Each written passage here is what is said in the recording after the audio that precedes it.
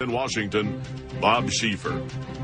And good morning again. We begin this morning in Afghanistan, where Senator Barack Obama is on the ground. Lara Logan, our chief foreign affairs correspondent, sat down with him for a long interview this morning. We're going first to her. Lara. Good morning, Bob. Well, Senator Obama spent his first day in Afghanistan yesterday visiting the troops, talking to soldiers, speaking with their commanders. Today he met privately with President Hamid Karzai of Afghanistan, and he says that after talking to both sides, his assessment is that the situation in Afghanistan is both precarious and urgent. And he said that the U.S. has to start planning to put more troops in Afghanistan now. I believe U.S. Troop levels need to increase, and for at least a year now, have called for 2 additional brigades, perhaps 3. I think it's very important that we unify command more effectively to coordinate our military activities. But military alone is not going to be enough. The Afghan government needs to do more, but we have to understand that the situation is precarious and urgent here in Afghanistan, and I believe this has to be our central focus, the central front on our battle against terrorism. Why does it have to be the central front? What is so critical to U.S. interests here? This is where they can plan attacks. They have sanctuary here.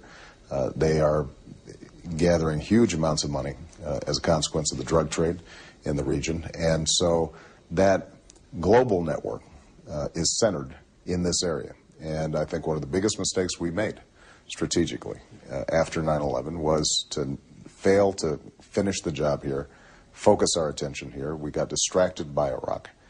And despite what the Bush administration has argued, I don't think there's any doubt that we were distracted from our efforts not only to hunt down al-Qaeda and the Taliban, but also to rebuild this country so that people had confidence that we were here to stay over the long haul, that we were going to rebuild roads, provide electricity, improve the quality of life for people.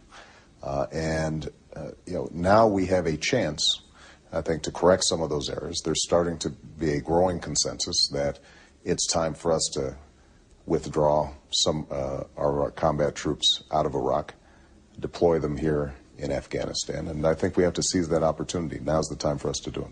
I think it's important for us to do is to begin planning for those brigades now.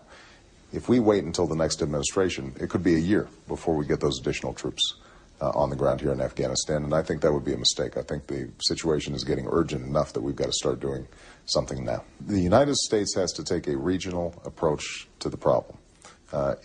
Just as we can't be myopic and focus only on Iraq, we also can't think that we can solve the security problems here in Afghanistan without engaging the Pakistan government. But how do you compel Pakistan to act? Well, I think that the U.S. government provides an awful lot of aid to Pakistan, provides a lot of military support to Pakistan, and to send a clear message to Pakistan that this is important to them as well as to us.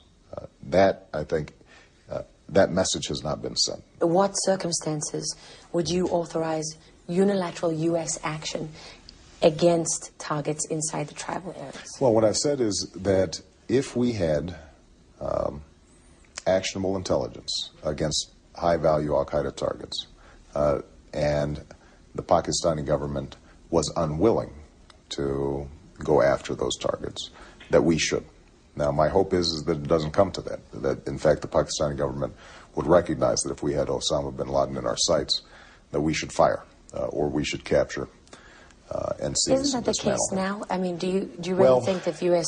forces had Osama bin Laden in their sights and the Pakistanis said no, that they wouldn't fire? They wouldn't go after? I think actually this is current doctrine. There was some dispute when I said this last August. Both the administration and some of my opponents suggested, well, you shouldn't go around saying that. But I don't think there's any doubt that that should be our policy, and will continue to be our policy. But it is the current policy? I believe it is the current policy. So there's no change then? I don't think there's going to be a change there. I think that in order for us to be successful, it's not going to be enough just to engage in the occasional shot fired. We've got training camps that are growing and multiplying. Would you take out all those training camps? Well, I think that what we'd like to see is the Pakistani government take out those training camps. And if they won't? Well, I think that we've got to work with them so they will. But would you consider unilateral U.S. action? You know, I will push Pakistan very hard to make sure that we go after those training camps. I think it's absolutely vital to the security interests of both the United States and Pakistan. Because you do have a situation 7 years on into this war where Osama bin Laden and all his lieutenants and all the leaders of the Taliban, they're still there. Right. And they're inside Pakistan. It's a huge problem. And first of all, if we hadn't taken our eye off the ball, we might have caught them before they got into Pakistan and were able to reconstitute themselves. So we made a strategic error, and it's one that we're going to pay for, and unfortunately the people of Afghanistan have paid for as well. But we now have an opportunity to correct that problem. One of the, if you look at what's happening right now in Iraq, Prime Minister Maliki has indicated he wants a timetable for withdrawal. That is the view of the vast majority of Iraqis as well. We've seen a quelling of the violence.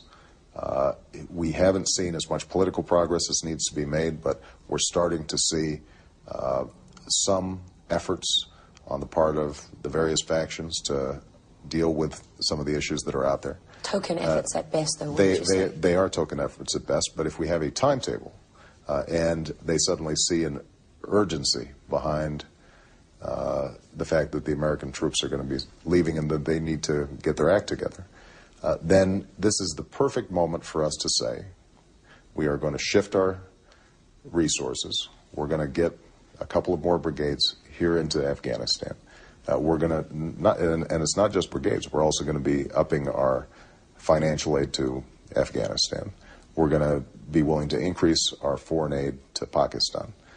In exchange, we're going to expect that Pakistan takes much more seriously going after Al-Qaeda and Taliban base camps on their side of the borders. What would be mission accomplished for you in Afghanistan? Well, mission accomplished would be that we have stabilized Afghanistan, that the Afghan people are experiencing rising standards of living, that we have made sure that we are disabling Al-Qaeda and the Taliban so that they can no longer attack Afghanistan, they can no longer engage in attacks against targets in Pakistan, and they can't target the United States or its allies. So losing is not an option? Losing is not an option when it comes to Al-Qaeda, and it never has been.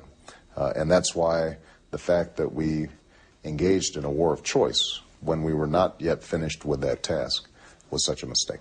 Do you believe the war on terror can be won if Osama bin Laden is still alive and if he's still out there?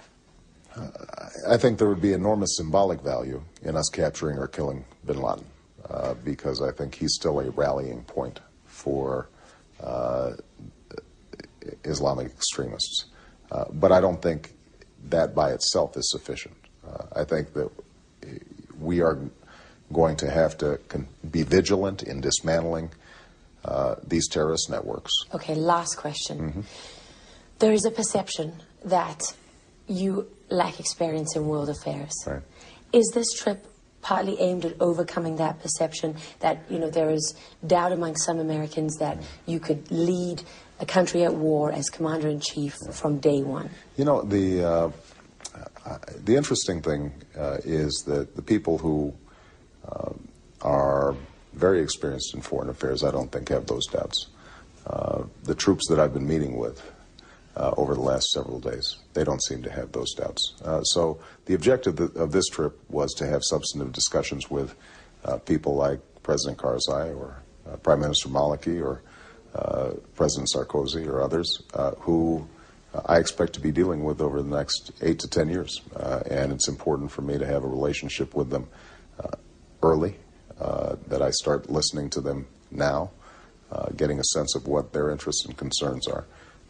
Because one of the shifts in foreign policy that I want to execute as president is giving the world a clear message that America intends to continue to show leadership, but our style of leadership is going to be less unilateral, that we're going to see our role as building partnerships around the world that are of mutual interest to the parties involved. And I think this gives me a head start in that process. Do you have any doubts? Never. Thank you very much. Thank you. Senator. I appreciate it.